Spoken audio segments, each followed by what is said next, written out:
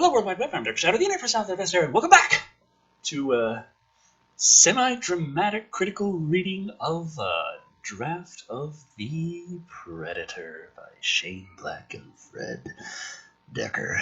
So, last we left off, we found out the sexual predator's little scene where he acted as a sexual predator, and also that staring and not saying anything part was because Olivia Munn's character knew the word stargazer before now.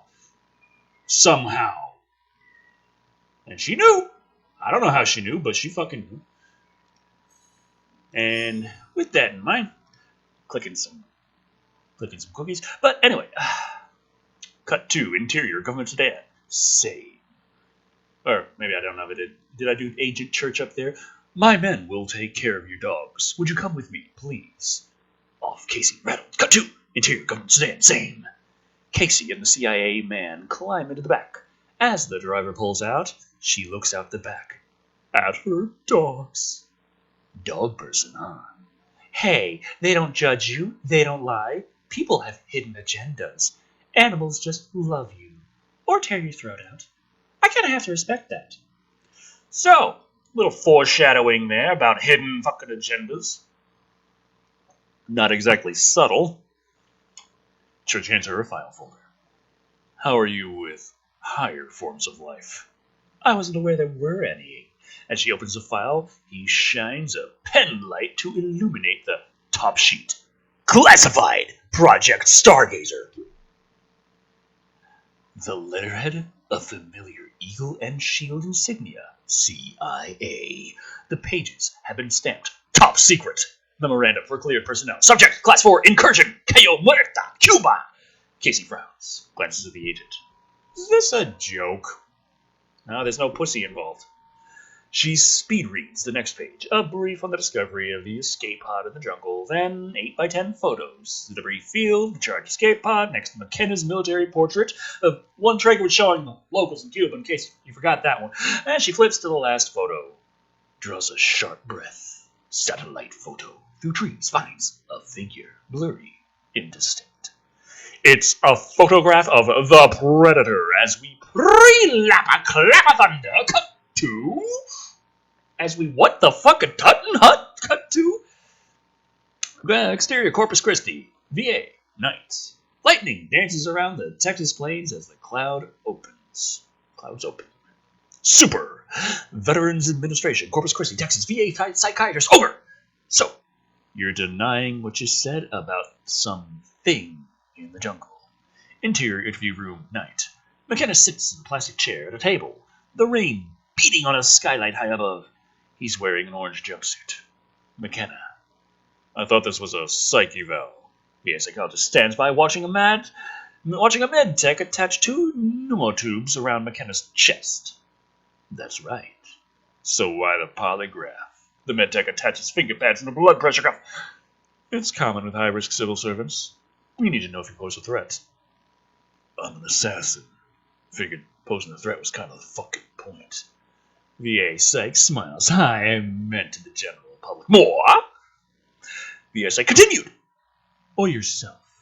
You've been struggling with PTSD. It's in your file. McKenna exhales. Now he gets it. I get it. He gets it. I get it. You get it? He gets it. I get it.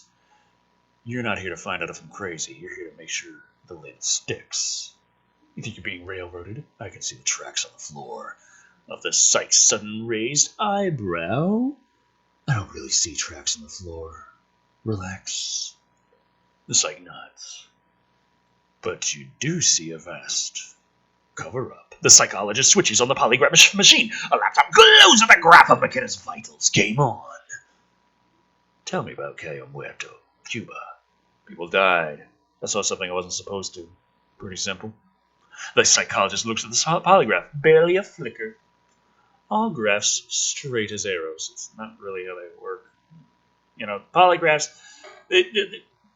There's a reason polygraph tests aren't admissible in court. They are notoriously unreliable. They don't detect lies. They detect nervousness. And they don't even really detect nervousness. They detect, like, physical tension.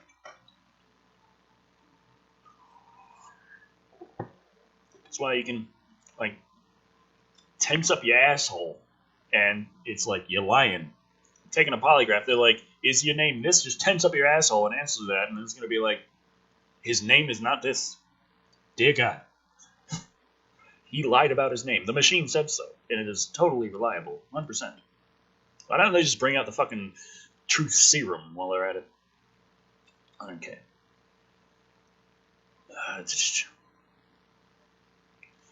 You're gonna have to do better than that, Doc. I was tortured for 48 hours in Kandahar. You think that I'm the enemy, don't you, Lieutenant? I think you wanted me to say something crazy so that you can lock me in a room and throw away the room? You already said something crazy, McKenna. That's what I think. Maybe some time in a quiet room would do you some good. You know what would do me some good? Knowing who or what killed my men. And what the thing in the jungle was. And why the fuck a Black Ops helicopter conveniently showed up out of nowhere to make sure there wasn't any witnesses. Knowing all that shit, that would do me some good. The doc looks at the polygraph screen. Now some flickers. Let's talk about Kandahar. Oh shit, a spike in the graph. Ooh, a big spike. You got me now. You were pinned down. You lost a friend. You got captured, interrogated, forgot the details. But since then, you spent most of your time in the country, estranged from your wife and son because you didn't feel like, well, you deserve a normal life. You feel like a stranger on your own planet. Don't you, Lieutenant? An alien, you mean? The molecules in the air stop moving. How do you script that, seriously? The molecules in the air stop moving.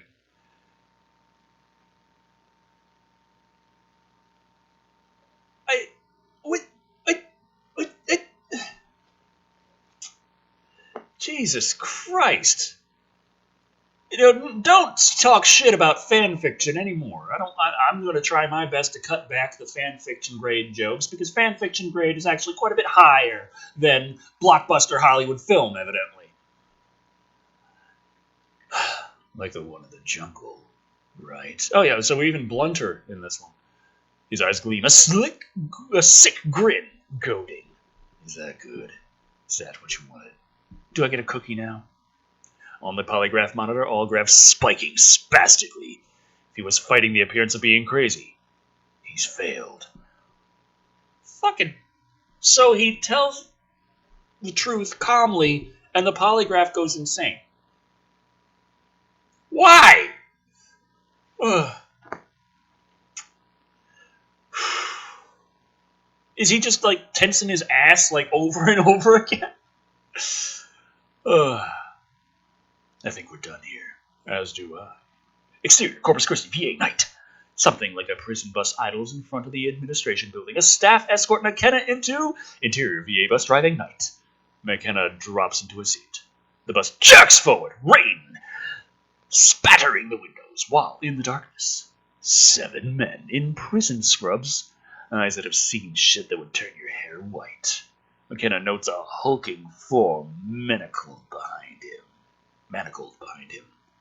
Also in his 30s, with a comma of dark hair and a scar across one eye. Meet Nebraska Williams. He notes McKenna's gaze. Gotta smoke? Pretty sure they don't allow that on the bus. Oh, no, gotta smoke. Pretty sure they don't allow that on the bus. Can't blame a guy for trying. After a pause, I'm McKenna. You, Nebraska. Is that your real name? Name's Gaylord. Good call. McKenna looks out the window thoughtfully. I'll just snag a ticket on this shitmobile anyway. Killed my CEO. That gives McKenna a pause. For servicemen, this is not small potatoes. Any particular reason? Guy was an asshole. McKenna sits very still. The bus drives on. So instead of just shoot my CO and then my CO is me, it's killed my CO. Will we still find out that, well, his CO, find out he shot himself didn't even make sense because my CO, my commanding officer, everyone's got someone above them, so why would shooting yourself be shooting your commanding officer?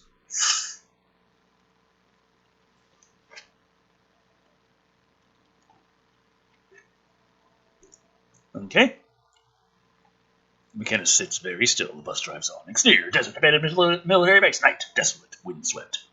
A small cluster of squat buildings, guarded by razor wire and no trespassing signs. An HH-60 Pave Hawk appears. Oh. And sets down, dust swirling. 2 sentry mercs jump out and assist Casey from the open hatch. So this isn't at a fucking dam this time. I think that was a dam last time. Wasn't it a damn dam? I think it was a dam.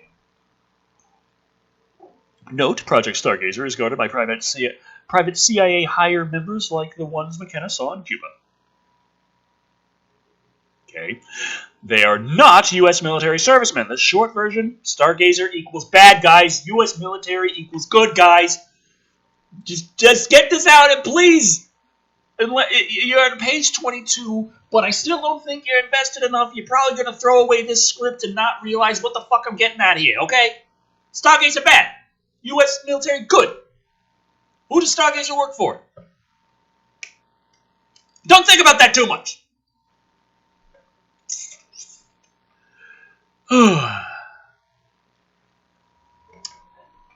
A gate clatters open, reveals a small square structure the size of a one-car garage. A merc goes to the code box as Church hands her a clipboard. Non-disclosure agreement. I signed that when they recruited me 2 years ago. So, she was recruited 2 years ago. Well, that explains the stare a bit better now. It's too bad it wasn't in the last movie.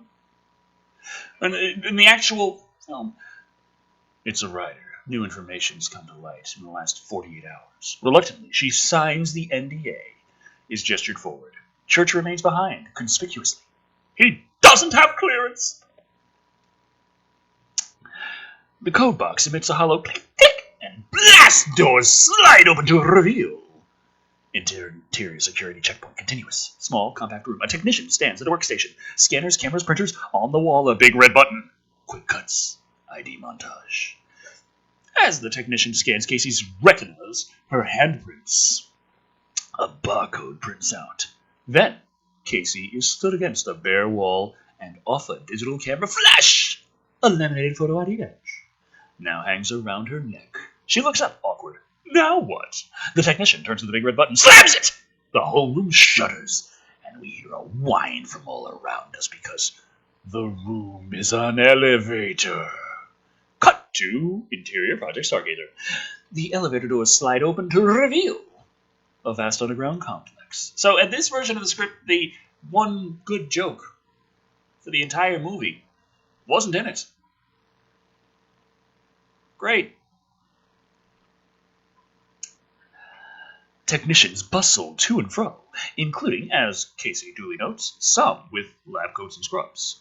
Casey is drawn into a small viewing room, like an operating theater, looking down through raked glass into the main lab. She sees mad techs in biohazard suits around a custom-built table with stirrups and monitors.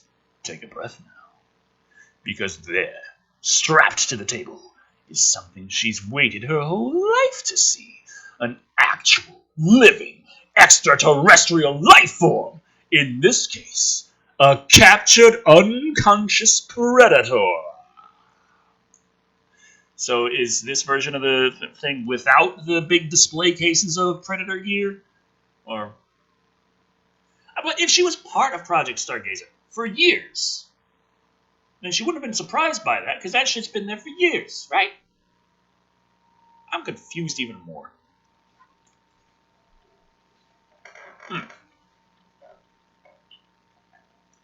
Okay. An involuntary gasp from Casey, as we see in her eyes, her world has changed. Ma'am. It is ma'am! She spins, almost jumps out of her skin. A bespectacled man in the doorway behind her, Dr. Sean Caldwell. Didn't mean to startle you. I'm Dr. Caldwell. He enters, shakes her hand. I'm told you pretty much wrote the book on evolutionary biology. Casey's still rattled by the sight of the predator. For, actually, books. Oh, books. So you know your stuff. How'd they rope you into this? She looks back at the lab below, pensive. I wrote a letter when I was 6. Said I loved animals, and if NASA ever found a space animal, they should call me. A couple years ago, they put me on a short list because of a paper I wrote on hybrid strains. A computer had cross-referenced my letter. NASA still has it, huh? So the shortlist she was put on, was that called Project Stargazer? Are we ever going to establish this? I mean, that would be handy. Give a reason for her dumbfounded staring and why we were assumed to know that she knew what he meant by Stargazer. Or stargazing. He didn't even say stargazer. He said, you enjoy stargazing.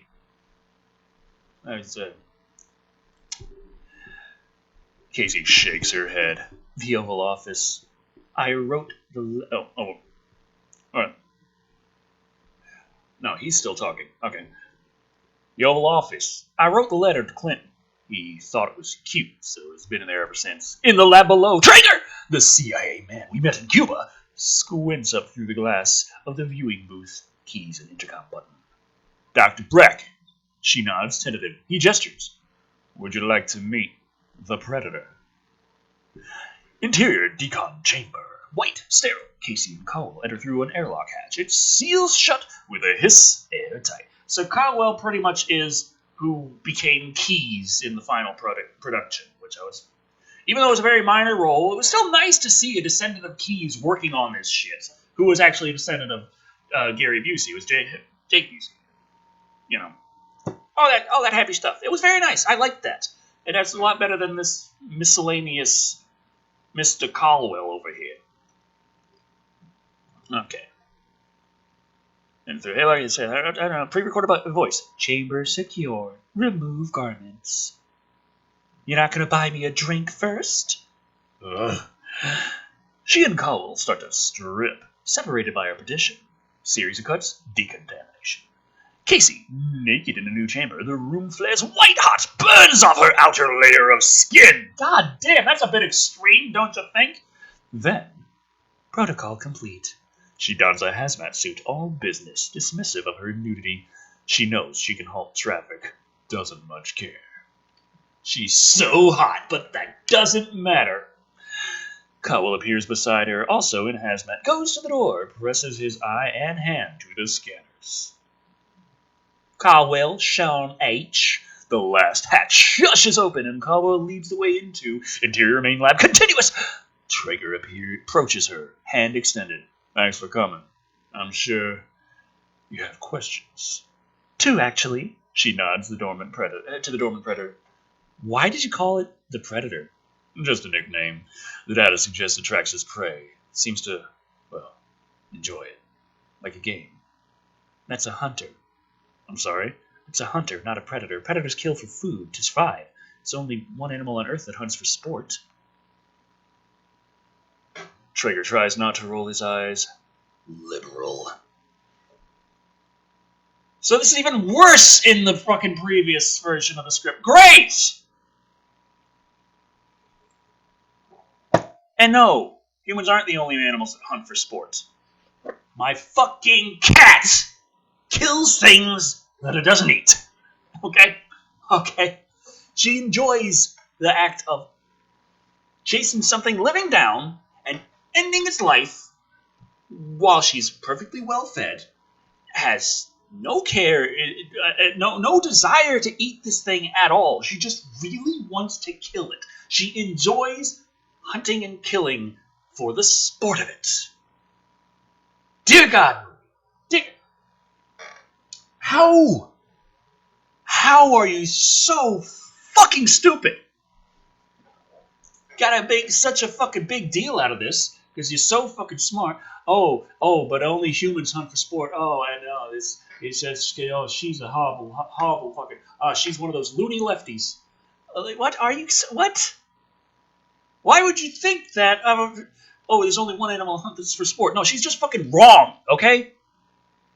She doesn't have to be of a particular political ideology to see the world this way. She just has to be incorrect. She just has to be stupid, which she is. That's it. There are stupid people everywhere, okay? Casey paces beside the predator, regarded its mandibled features with something akin to wonder.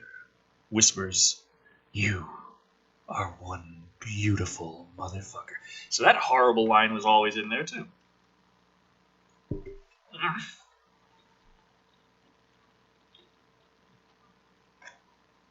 I'm going to assume your second question is, why are you here? An ironic grin from Casey. Bingo! Why would that be an ironic grin? He just got it. What's ironic about? Well, test results view is something a little odd. We were wondering if maybe you could shed some light on it. He nods to Caldwell, who produces a tablet. He shows Casey a readout. She studies it for a second, then blanches! Is this a joke? He ran the genome sequence 10 times. The specimen has human DNA. She looks at them, baffled. How is this possible? In the butt. We know about spontaneous speciation, mostly plants and insects, but some mammals, sheep, goats, red wolves, are known to be hybrid coyotes and gray wolves. Exactly. Possibly some form of combining technology or... Guys, I get it. You want to know if someone fucked a predator. So she didn't say fucked an alien there, she said fucked a predator. Oh. Interior VA bus driving night. Trundling through the night, rain lashed on McKenna. Asleep on the strobing dark raindrops, the gunfire on the window, very flash. Rumble-strewn street. Kandar.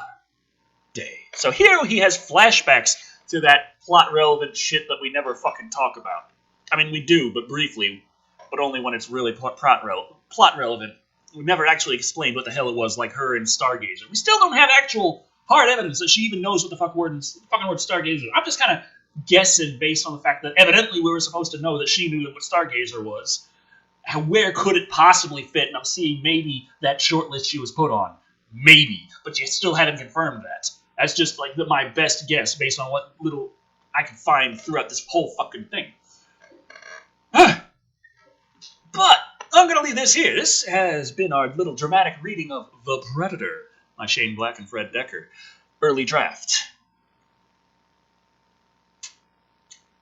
It's about the same quality as The Predator, which is to say it's fucking terrible. But there are the little interesting differences, and it's interesting to think about exactly what was going through their minds, or what fucking drugs they were on when they were writing this. So, thank you all for watching. I've been Dr. Shado, and remember, only humans hunt for sport as long as you ignore pretty much every other life form that doesn't, that isn't starving. Like, dolphins like to kill things too. I'm just saying. Dolphins fuck without be procreating. Dolphins, they just like to have sex. They're not trying to get pregnant any time. They're just like, okay, let's fuck. Okay, dolphin fucking. It's. In order for a predator to work, instinctually, they have to enjoy the act of tracking prey and killing it. They have to enjoy that by itself. That's why cats do that, even though they're not hungry. That's why humans do that, even though we're not hungry. That's why all fucking predators are capable of doing that when they're not hungry.